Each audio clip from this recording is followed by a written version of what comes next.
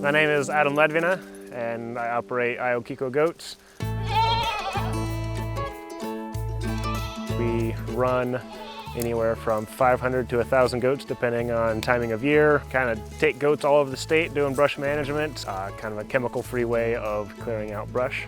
And then also the meat side of things. The goats are a meat breed. The males go to market, and then the females we retain and we sell as breeding stock across the country. That's pretty much sums up the operation.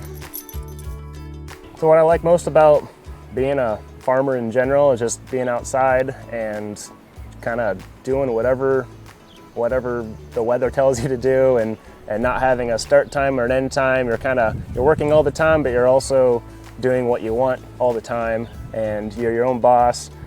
And the animals, I've always had a love for animals, and being able to manage parts about them is great. Being out with my dog every day, all day, and doing the farming thing.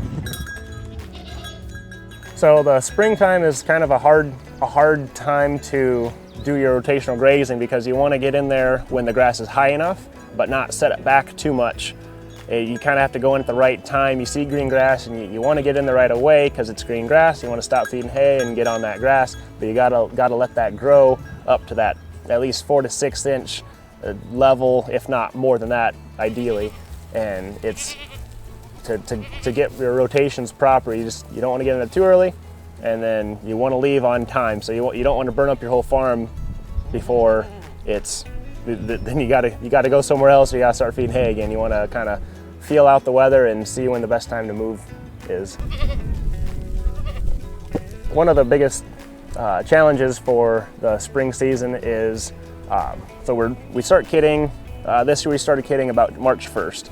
So now we've got this transitional time where we don't have close eyes on all the goats, because we bring them in for the winter, for the early spring, and we kid them out on a 10-acre patch close to home. Well, now that we kicked them out to pasture, we've got real young kids that are out on their own, and we're just trusting that those mothers are ready to take care of them, and that it's not going to get too cold or too rainy or too windy or have any other type of issues, and make sure those mothers are still feeding their kids. And just kind of a lot of that trust time, since we're not having a real close eye on them. And we still check them every day, but we're not having that all day, every day, keep an eye on things. And that's where we put a lot of trust into our goats and into the breed to just be good mothers. And if they're kind of slacking, that's when we kind of go into our culling season and just taking notes all year long and keeping track of data and seeing who's being a good mom, and whether we need to keep breeding those genetics or switch it up a little bit.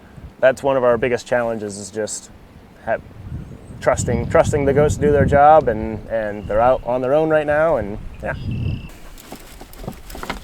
So this spring going into summer, we have a lot of fencing projects on the docket, and we are looking to clear out all these pathways to put up electric net fencing to keep the goats rotating, and then setting up some permanent fences somewhere that we've run electric net year after year after year.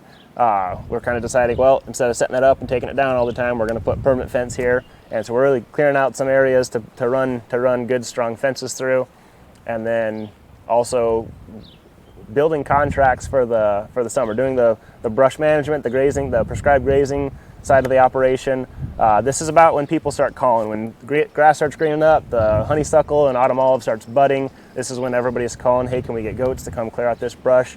And so we're kind of lining up the schedule of what goats are going to go where, what time of year, and just scheduling people out.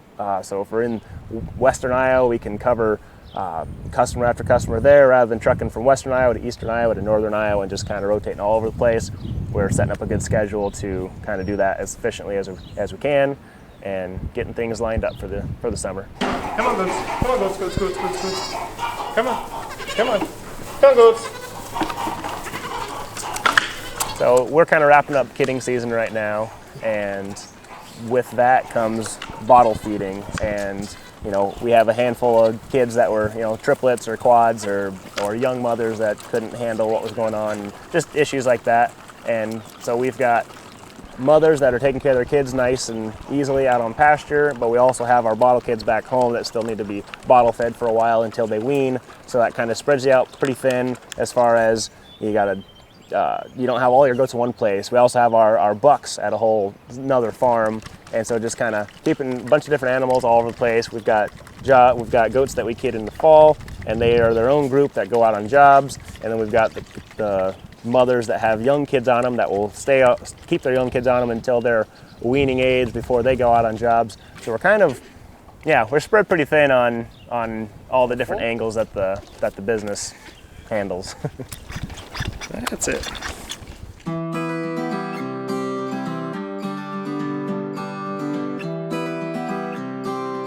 We're sitting here on about 190 acres.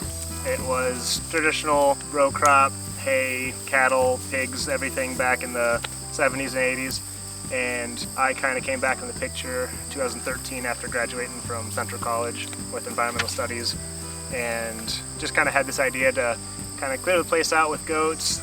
We really liked what we were seeing, and the neighbors started seeing what we were doing over here, and they're like, hey, could you bring those goats over here and help us clear out some of this area? And then the next neighbor sees that, and the next neighbor sees that. So we kind of started spreading our farm through the neighbors in a sense. So I started doing that. Probably had 20 goats, and then I had 40 goats, and they just kind of multiply on you. When you have 2 kids, you sell the first one. If they have a boy and a girl, you sell off one of them, and then you keep the second, and then your herd just keeps growing. 20, 40, 80, 160, and this year with kids and does, we had over 400 goats. There you go. Like most people starting out with goats, you get goats. You think goats are all the same. Boar goats are kind of the popular meat breed. That's what you see at shows. It's a big frame, big meaty goat. What you don't know about boar goats is they take a lot of maintenance. They take a lot of grain to get that big body, and when kidding, they're not necessarily the best for taking care of their kids. And then when parasites come around, as you learn raising goats, you're not managing goats, you're managing microscopic parasites. And you watch the health of the animals, the body condition score, and they just kind of start falling apart if you aren't breeding towards parasite resistance. So after having boars and mixed breeds, we had some dairy goats, just random goats, we kind of went towards Picos, and they are low maintenance. Turn them out to brush, they convert it to meat. And we haven't wormed the herd. We haven't wormed most of these goats ever once we got into Kikos. If something needs treated once, we might treat it, but if she needs treated again, we're going to cull her, we're going to cull her kids, we're going to cull that family line, because if they can't handle the parasites, we don't want them in the herd. We want a fast-growing kid that gets from 0 to 60 as quick as possible. 60 to 80 pounds is your market size meat goat. So we want those mothers to be weaning off, 50, 60 pound kids at 90 days, go to market. Or if they, from that 60 pounds to 80 pounds, how quick can they get to the 80 pound mark? That's pretty much the top of the market. Some people grow out to 100 pounds, but anything past 100 pounds, your dollar per pound drops. Goats are kind of a newer venture, but they're kind of the affordable one to get into. You don't need a lot of infrastructure. You can get 10 goats, 20 goats, whatever you want to start with, 5 goats. And you can put them in the back of your truck. You can put them in dog crates, get a topper, dog crates, whatever, an old livestock trailer, 16-foot bumper hitch. You don't need to get a big gooseneck, 36-foot trailer, whatever. So you can, with minimal inputs, you can kind of graze off little patches, put this electric net fence up, you can graze little portions. Anybody can get started with a couple acres. You can custom rent out your goats, and if you want to kind of start a business going that route and clear out brush for people and make meat and all these added benefits, then you can kind of start your own business for low cost.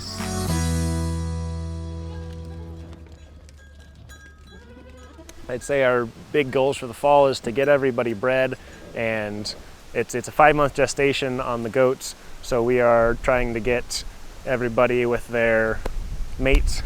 And so 5 months from the day we turn bucks in is when we expect to be kidding. So about March 1st is when it's very much planning ahead. And then with everybody harvesting, right now most people are kind of done with harvesting beans, and they are moving on to corn, and a lot of people are just kind of finishing up in general. And once those crops are all out of the ground, we're getting the drills in the ground, we're putting down rye, we're putting down all kinds of cover crops, and then we take the goats out and they'll graze the leaves that's left of the corn, what little bit of residue is left from the grain, and then start picking up on the cover crops. Some of it was air seeded on early, so there's already some good standing grass out there, whereas most of the grasses are shutting down now. The cool seasons are still hanging in there, but the cover crops is really the green right now. And then eastern red cedars are another thing that's green that the goats can kind of eat before we have to start feeding hay, because really we're just kind of extending the amount of time before we have to start feeding hay, because when we start feeding hay, that's going to be cost negative. And if we can keep grazing as long as possible, trying to get to that goal, that perfect goal of grazing year-round and always having something grazing, standing, stockpiled forage is the goal. As long as you don't have 2 feet of snow, it's achievable, but you just, again, hope for the best, plan for the worst. So since summer, we have had a huge influx of goats. Like every year we basically, I don't want to say been doubling the herd, but we've been increasing steadily, and so we have a lot more animals. With that comes a lot more jobs, and when you have more goats on more jobs, it looks bigger and more people notice and more people, yeah, it's the growing pains, but it's a good problem to have, but still a problem. Kind of learning those growing pains and how to expand carefully and steadily. Yeah, so we've had goats all over the state. We cleared out about 1,000 acres this year between the 700 or so goats. So the plan today, we're going to run we've got a self-propelled brush mower. We're going to mow that along the edge of the field and make a path for our electric net fencing.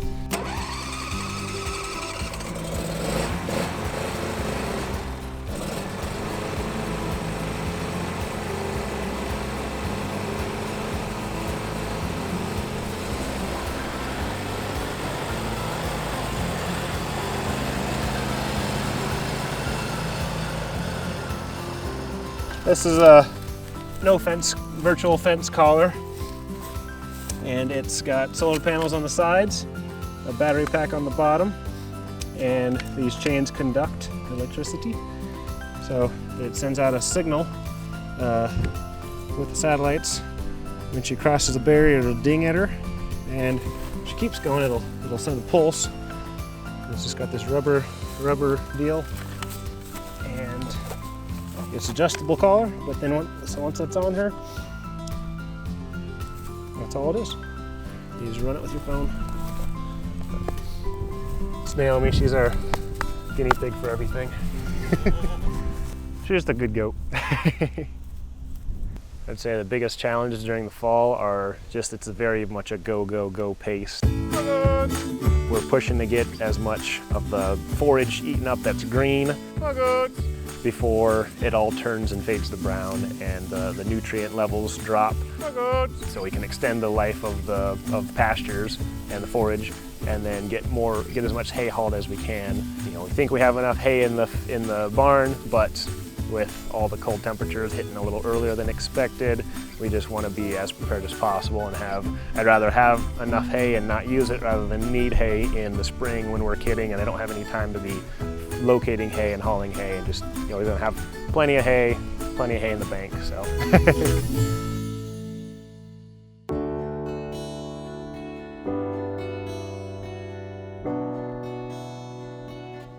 If you look behind me, you'll see some buildings that we use during the winter time and especially during kidding season. About 30 days before kidding is when I'll bring the mama goats home from pasture, and then they will get used to this system, a little bit different environment, and then a month from now they'll start having babies. And that's where we have these shelters. I'd say 90+% of them do still kid outside, but when it does rain or if it's dark, they tend to kid inside. If it's snowing, if it's windy, if it's raining, any of those bad weather conditions, they'll go kid inside. So we have those buildings available for them. Out on pasture, we roll out bales, and that really spreads out. With 200+ does out there, it basically creates a long feed trough of hay, and so that keeps them from fighting and pushing each other around and spreads them out quite a bit. and I can feed one bale for all those goats and they're good for a couple days. Here, we got a little bit different system. Both systems work very well, just depends on what your situation is. Here I've got these collapsible bale feeders, and you set the bale down, you build the collapsible feeder around them, and they close in on those bales, and they have a lot less waste that way. So this is a collapsible bale feeder. They can put their mouth through this hole. It's just wide enough they can put their muzzle through there and eat on the hay, pulling the ends out. This kind of clips together so that this will ride this rail, this top rail. So it collapses all the way through. It's a minimal waste feeder. So with those collapsible bale feeders, I just picked up kind of a homemade deal. It's a bale spin-off, and I can spin it. So I'm unwinding that bale into the collapsible hay feeders, and that just makes it fluffier, easier for them to get their mouth on it and pull it through. So something that's challenging during the winter season for a lot of people can be predators. Predators are hungry, they're looking for food. There's you know, you might think about goats as being a potential easy meal, and when that's one reason we don't kid out on pasture and we bring them home. So if I was kidding out on pasture, whatever season it might be, if I'm kidding out on pasture, those predators are there, and they're smelling that new birth, that they can smell the natural world of predators and scavengers. They know that smell means nice, easy meals. So they're gonna be there ready to attack. So we bring everything home to kid. We kid here, and then when the kids are a week old, all that smell is kind of cleaned off, mom's licked them off, they will go back out to pasture, clean, not smelling like that nice easy meal, and that is a nice, that's safe. They're safe out on pasture then that way. So when we bring them off pasture, bring them home, we like to give them a little bedding inside the buildings. We also, on the farm, you're gonna have injuries. So right now we've got a goat with a broken leg, and it's a younger one. It can't quite get up and walk itself to water. As far as the whole farm goes, we've got 2 injured goats right now out of 400 or 500, a lot of animals.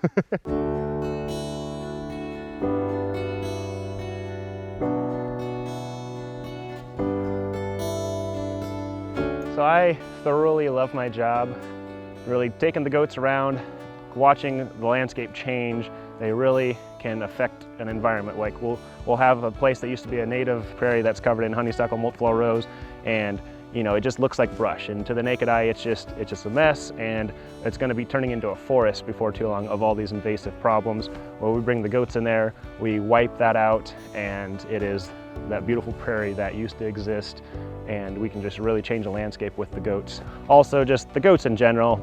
Baby goat season is everyone's favorite time of goats, with the baby goats running around, and you know, moms caring for their kids, and we're up in we've got hundreds of goats now, and we're gonna have lots and lots of babies, and it's a wonderful time.